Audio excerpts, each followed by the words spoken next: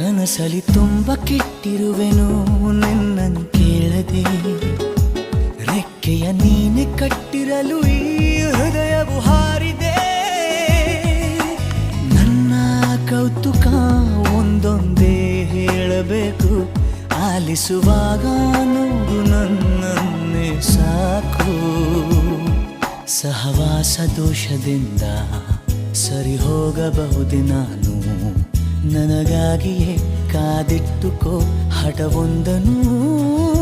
ಕೆಳಗುವ ಮುನ್ನವೇ ಪರವಶನಾದೆನು, ಅರಿಯುವ ಮುನ್ನವೇ ಪರಿಚಿತನಾಗಲಿ ಹೇಗೆ ಪ್ರಣಯಕ್ಕೂ ಮುನ್ನವೇ.